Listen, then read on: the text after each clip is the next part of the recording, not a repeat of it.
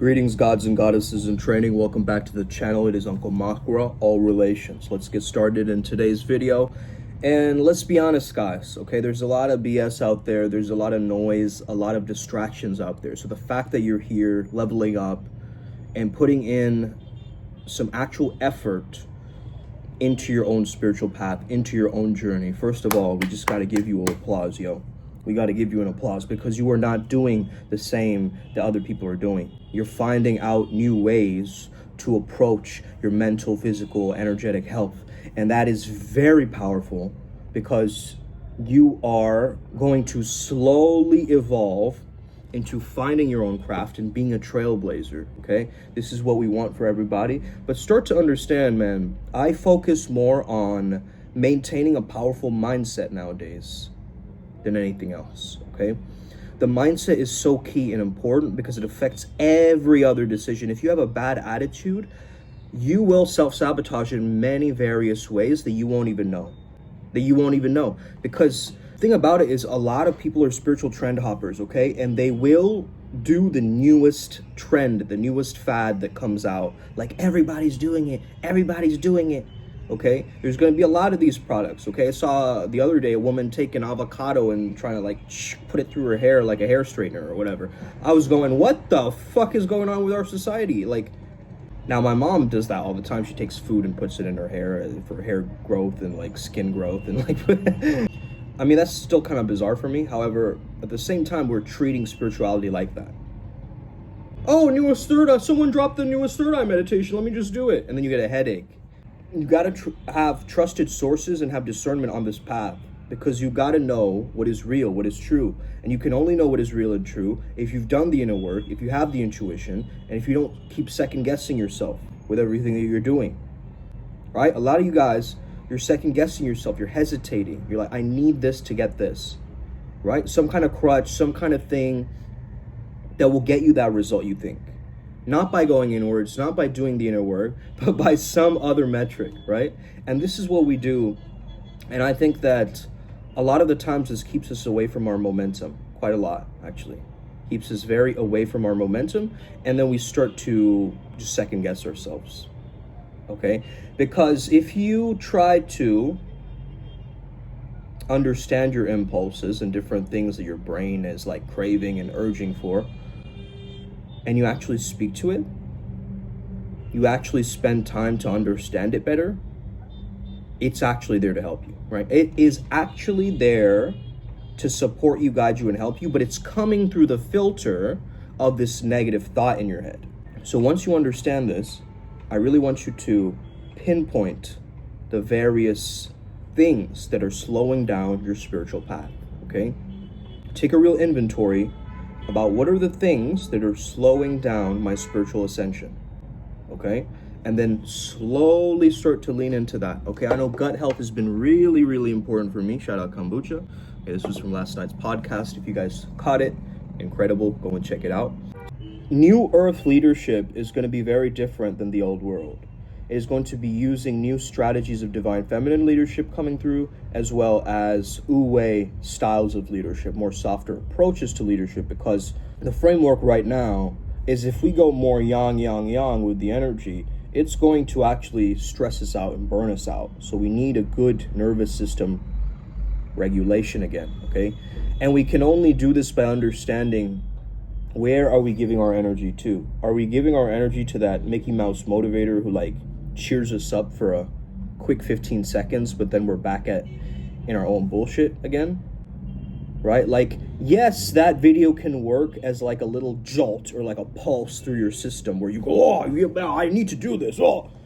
But that kind of energy of you starting with that is not gonna be sustainable, right? So start with the spite, but don't let it drain you. Don't let it take control. Don't let it take the wheel.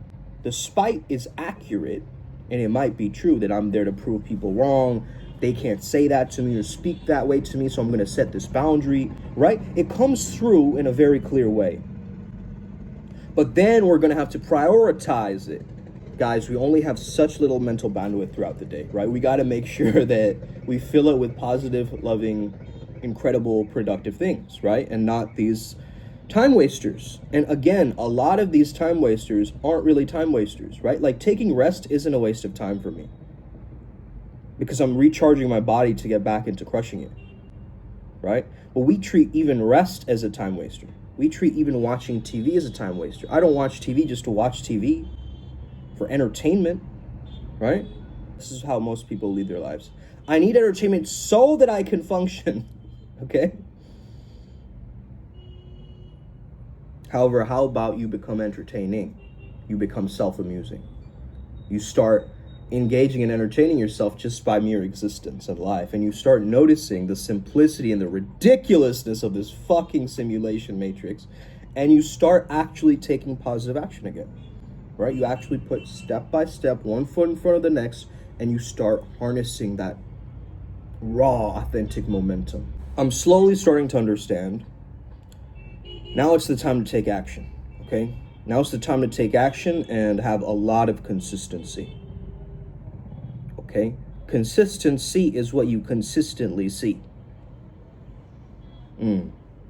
Frequency is what you frequently see, right? So control the frequency with consistency. Bars, okay? We're priming ourselves to be a very specific way, right? We're priming ourselves to be a very, very specific way. You know, it's very interesting, the concept of subliminals and these morphic tones showed up in my dream last night. It's kind of trippy, because I started to recognize the power of my subconscious now. Like right now, I might be not really using my subconscious mind, but it's chiming in with little ideas here and there, right? As I'm speaking.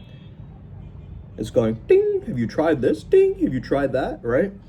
But if you let that subconscious gunk get in the way of you actually crushing it, you're done for, right? Yeah, whatever, I'll do it tomorrow. That's the attitude. However, if you can lean in to that edge, to that resistance, to that tension that you feel, and you just, you move through it, right? You start getting so silent that when you're not silent anymore and you're out of meditation, you feel still a deep sense of presence and interconnectedness with all. The issue is we start feeling separate and lonely and isolated when we only have our thoughts towards ourselves. So the connection and the bouncing off of ideas with other people is actually very valid and important for us, right? Very significant. This is why we have a tribe and community, because the thing is, they want to drain us. So this is why we need a community, and this is why we need to rest up, right? This is why we need to recharge our Super Saiyan energies, our prana, our chi, okay? You know, a lot of people like to overcomplicate this whole astral projection thing. Like they really do, huh? Like they'll give you thousands of relaxation techniques. They'll tell you, get up from sleep and then go up a certain time and then try it again. They'll tell you to visualize certain things. And the biggest issue that I find with a lot of people trying to astral project is they think, what would it feel like if I were to astral project? Maybe I'd be out of body. And so they imagine themselves as out of body rather than actually being out of body. Now, this is a trip, right? I'm trying to rock climb by thinking I'm the rock that I'm climbing, and I'm actually trying to climb the rock, but I'm not present. I'm not here actually experiencing it. I'm still creating a weird distance, right? And this is the same with life. We cannot create these distances anymore. We got to just face it, embrace it, right? Go into it and call it out, right? Enough is enough for us being the bystanders, for us being the second character in the movie, the sidekick role. Fuck that. This is main character season right now. We know this, right? We know it's time for us to shine. And yet we still deal with our own hardships and different things like this. I get it, right?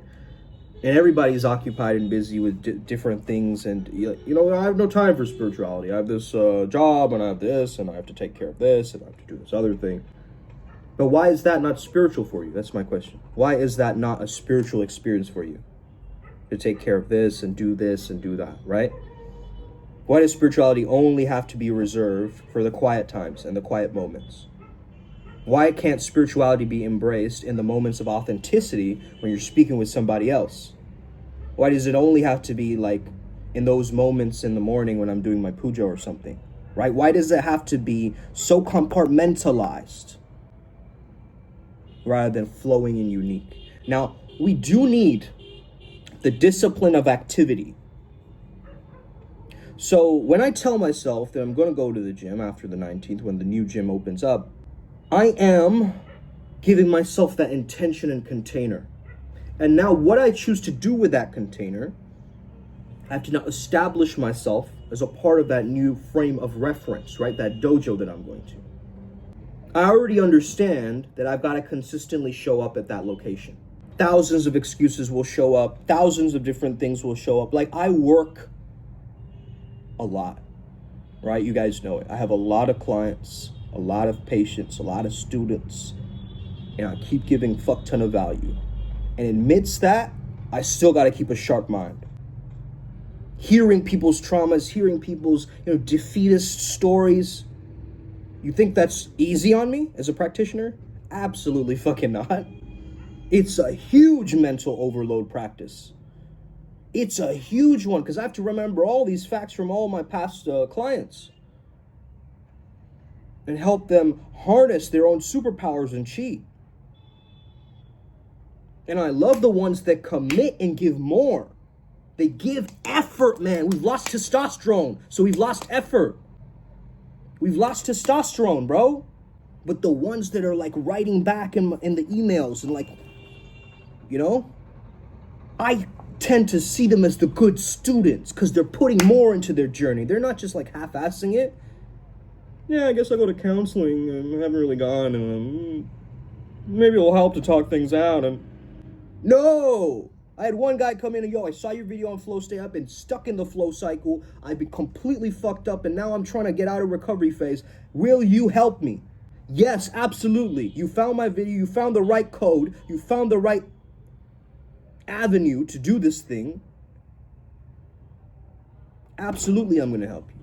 But most people show up uninspired, half-assed, sort of just, it's pleasant. Let's just live. Everything is just okay. The world is burning, but it's just still pleasant. Okay? I don't want to live in delusion. The worst kind of people are the ones that pretend they are whole, and yet they have a bunch of these shadows. Okay? I'm noticing these kinds of people come out of the woodworks nowadays. Oh, it's going to happen. You're going to notice the spiritual community people getting called out left, right, and center. Okay? You're going to notice it. There's going to be a lot of those. Okay? As Primal Sutra, we're prepped. Because we have a whole team of spirit guides to back us and help us through anything. Right? Through anything. And that's the important thing is you need a team. You need a spiritual team in the astral, but you also need a physical community, a team that you can connect with, right? Like-minded people, like-minded practitioners. Now imagine if you have guides and your friend has spirit guides and you guys can bounce off of each other. Right? And be ecstatic and in bliss and enraptured in this world, right? How interesting is it that my solar plexus chakra may be interacting with another adept's solar plexus chakra, and they might feel some friction, right? They might feel, oh fuck, that's Janus, right? Or I'm feeling their one, like, whoa, fuck, right? So yes, we are going to need to learn how to interact with each other, even if we have these hidden energy signatures. All of us have these hidden energy signatures. What is that guy doing? I don't know what he's doing in his free time. It probably creates his energy signature, right? It probably creates his energy signature. And this is the thing. Once you start changing the activities that you start doing, your beingness changes. It needs to change, actually. It needs to change because the mentality, the attitude is shifted completely. Well, this is why it's so important to have a good, positive attitude, man. And this is really something that you got to cultivate. This is something that you got to create and hold on to for yourself. Right? Start with the spike. Start with that negativity. Let it become your fuel, but don't let it just stay there. Let it rise up in its state of consciousness. And let the motivation be from a higher plane or paradigm. Okay? Where it pulls you towards your soul mission, your divine mission here on this planet. And it's not just about me and self-preservation of my own family and like getting really, selfish. Because that does happen too. So Of course, it's not so black and white, service to self, service to others. We truly believe that it is a mix of both, because we are the left and the right hand path, and we have to understand how to stay in the middle and neutral and in our own lane, and understand that yes, we can skew like this at certain times, but we will come back to the center, Christ consciousness, Buddha nature, Krishna consciousness again, right? We will come back to that. We will come back to that, right? We'll come back to this understanding. And I've been noticing the importance of my spine and spinal health. Of course, I haven't really paid attention too much to like the psoas muscle and like the different elements of fight or flight in my body and the parasympathetic nervous system. Like I haven't gone too much into that rest digest phase, but I do know that there is this thing called polyvagal tuning and toning. I highly recommend everybody, especially all the adepts, to try that out. There's certain activities, right? I could send it in the adepts group as well to just have people try it out a couple times, because that will really relax you, okay? There's certain exercises that you can actually do that will keep you in the zone, okay? Flow training does this, bioenergetics, some of it, the trauma release stuff does this. TRE, trauma release exercise, right? There's many different ways and pathways towards this, right? But us as Primal Sutra, we created something called Vajra Dragon Yoga, okay, or also known as Charisma Yoga. So as you start doing our practices, you will become that much more charismatic, right? It will just emanate out of you. It will emanate out of you, because you will prime the throat chakra with the sacral, and you'll have this nice balance or this electricity through all of it, right? Again, nobody is like the picture-perfect rendition of a spiritual master, right? There's no one like that. Even the ones way back in the day, like Babaji and so forth, yes, that creates, I feel, like a specific kind of essence, and you have to have a direct transmission with Babaji to really get the teachings, and that's how it just sparks and sets you up on a specific trajectory, right? Because if he is the lightning standing still, like that is very powerful energy, right? And this is the same energy that I tap into with the Makara's energy, but I just chose a different frame, right? Just chose a different way that I understood that path, okay? And I understood that sea monsters get a lot of hate all over the world. They get a lot of hate, besides India. India reveres it. Oh, that's cool, man. He helped Varuna and Manganga, travel. This is one of the Uber of the Vedas, right? Okay? Well, technically a chariot ride or whatever, right? So what if this was my Merkaba, right? I could just use this dragon or this Makara to just fly around. Now, of course, there's many elements to this, but I'm just sharing my perspective on this. And I urge you to try to get as creative and just out-create everybody, man. Just keep creating. Like, even when you don't feel like creating, just create. And you'll get out of that stuckness, and then you get back into better creation. You know what I mean? So it's all creation. And if you can really maintain that God or goddess in training essence of creation, you'll override the code. The simulation will glitch, okay? And you will take your power back. I absolutely believe it. So sometimes you gotta force that positive attitude, okay? Especially when times are rough, when you feel unlovable, when you feel shameful, when you feel stuck. That's the time to practice mindset most. That's the time to get your, come on, champ, you got this, right? Like that motivation, you need to give yourself a pep talk, especially in the spiritual world. You need all your guides to come in and give you a pep talk, actually, of all your 7 chakras. This is how we work on our path, right? Anyway, guys, thank you so much for tapping in. I know I'm just rambling in this video. Hope you enjoyed it. Remember, attitude first. Let's get it. Upward spiral, gang. May we never be the same again. Let's go. Boom.